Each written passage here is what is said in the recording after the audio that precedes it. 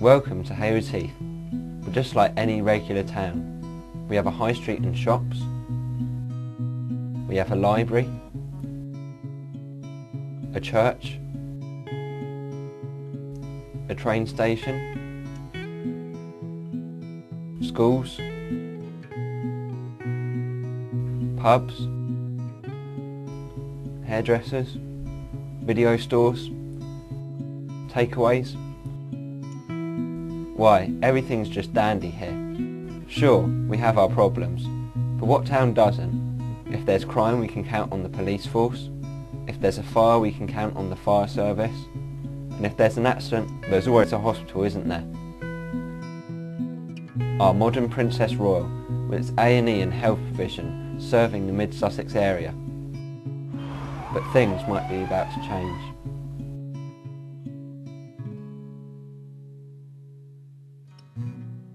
What is happening here in mid-Sussex, in Brighton, in East Sussex, is happening all over the country.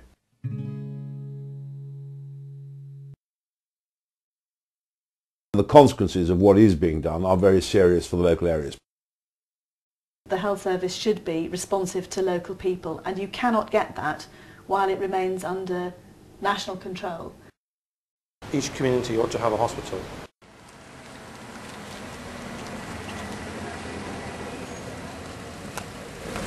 What is being proposed is that the A&E should effectively become a walk-in centre.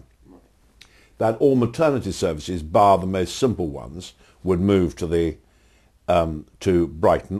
The essential reasons for that, according to the hospital authorities, is first of all because of clinical need. There is an argument they put forward to say that you can only deliver certain specialist services with a critical mass of throughput. Otherwise, the surgeons and others don't get the experience necessary to keep up to speed with development. This is driven by the Royal Colleges, who say in order to train doctors properly, they have to have experience of a very large number of people. And you can't get that in local units, you can only get it by having big regional units. But it goes back to a report that was produced in about 2000 on some research done in 1996, which showed that of the most severely injured patients, trauma patients, the top 5% had a better chance of survival if they went to a level 1 accident and emergency unit. I have to say that first of all, I question that proposition anyway, even to the extent that it comes from the Royal Colleges, because actually quite a lot of us here are alive, and several of us have probably been through accident and emergency units and survived the experience with doctors trained the way they've been trained so far. And certainly there are plenty of people in the community who are alive as a result of having that kind of treatment at a local accident emergency unit. There are services that do not any longer need to be conducted in a hospital.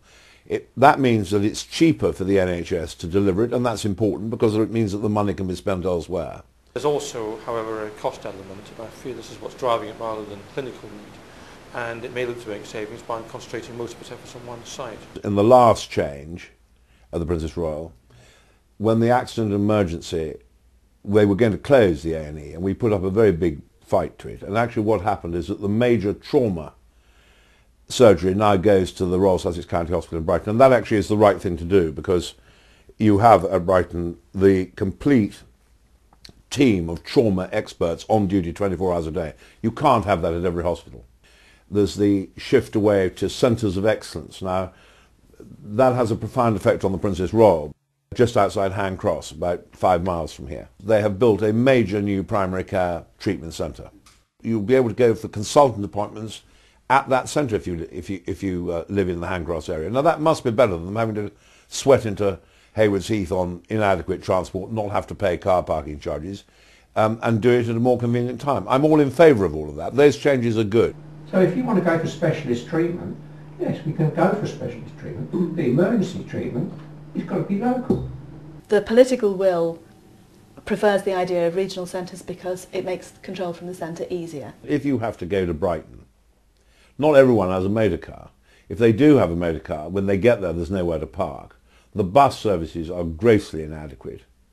I mean, we are not equipped to diminish our local services. That's the biggest problem. So it would have a profound effect on the local community, and that's why it's such a powerful, big local campaign that's commanded such enormous support right across the community.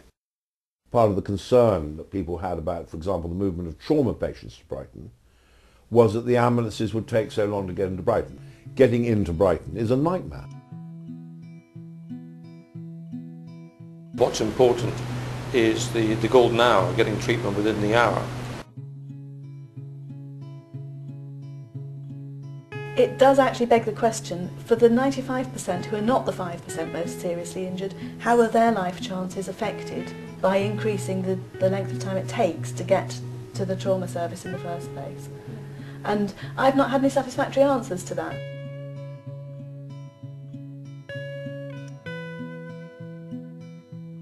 But when you're talking about A&E, those crucial first minutes are absolutely fundamental for survival, treatment, quality of care, and that's what they're trying to deprive us of. 30 minutes is life or death, and that is not a choice we should be expected to make. Yeah.